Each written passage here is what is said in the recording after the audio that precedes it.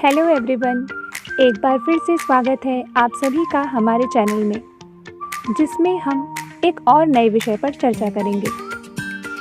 तो please video में last तक बने रहें।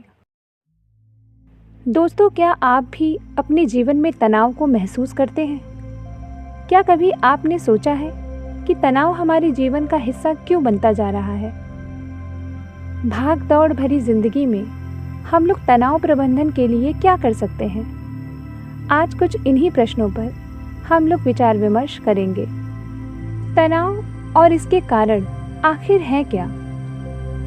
मित्रों, हम लोग अपनी जिंदगी में कुछ लक्ष्यों का चुनाव करते हैं। कई बार ये लक्ष्य आदर्श स्थिति के ज़्यादा निकट होते हैं, जिससे इन्हें प्राप्त करना कठिन होता है। लक्ष्य प्राप्त करने में आ रही बाधाएं व्यक्ति को हताश, निराश, चिंताग्रस्त, तनावग्रस्त बना देती हैं। इसी प्रकार हमारी अपेक्षाएं, इच्छाएं, लालसाएं भी कई बार हमें तनाव का शिकार बना देती हैं। चिंता, दुख, असफलता की लगातार श्रृंखला व्यक्ति को तनावग्रस्त, अवसादग्रस्त अवस्था में ढकेल देती है। दोस्तों, तनाव व्यक्ति की वह मनोदशा है जिसमें वह अपेक्षाओं को पूरा न कर पाने के कारण लंबे समय तक चिंताग्रस्त बना रहता है। लंबे समय तक असंतोष व चिंता की अवस्था में बने रहना ही तनाव है।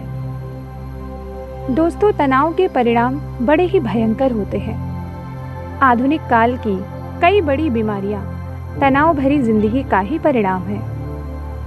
उदाहरण के रूप में डायबिटीज, ब्लड प्रेशर, मोटापा, डिप्रेशन, हाइपरटेंशन।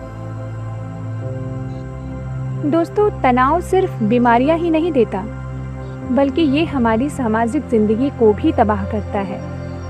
तनावग्रस्त व्यक्ति का मन कभी एकाग्र नहीं होता और उसका व्यवहार समाज में असंतुलित होता है।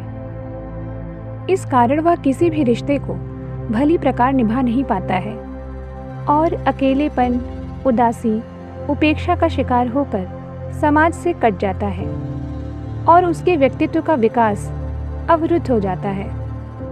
सामाजिक आनंद, सामाजिक समरसता से वह वंचित हो जाता है। इसके साथ ही तनावग्रस्त व्यक्ति अपने घर और बाहर के दायित्वों को निभाने में भी असफल रहता है। दोस्तों, अब प्रश्न यह उठता है कि तनाव रूपी दलदल से कैसे बचा जाए?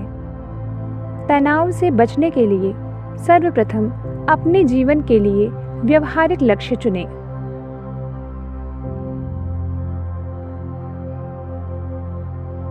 ज्यादा आदर्श स्थिति पाने के लालच में ना पड़ें,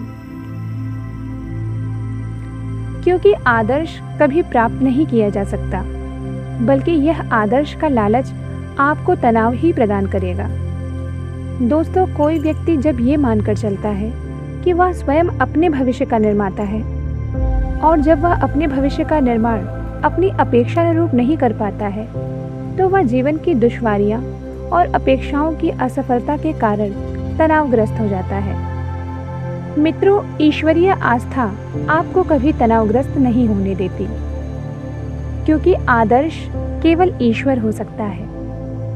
व्यक्ति जन्म से लेकर मृत्यु तक केवल आदर्श की खोज में एक लक्ष्य से दूसरे लक्ष्य की ओर सफर करता है।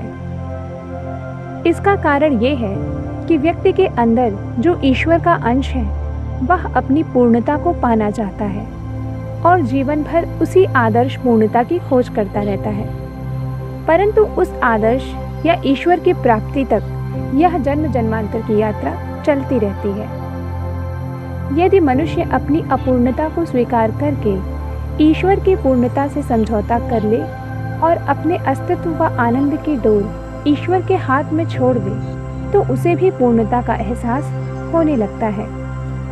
यही पूर्णता का एहसास तनाव की सबसे अच्छी औषधि है। मित्रों, भौतिक सुखों को प्राप्त करके संतोष अनुभव करना और ईश्वर की पूर्णता में अपनी अपूर्णता को समाहित करना, ये दो औषधियाँ हैं जो तनाव, डिप्रेशन, हाइपरटेंशन आदि से मानव की सुरक्षा करती हैं। यदि आप इन बातों पर अमल करें तो निस्संदेह आप तनाव रहित, सुंदर, सुखमय जीवन जी सकते हैं।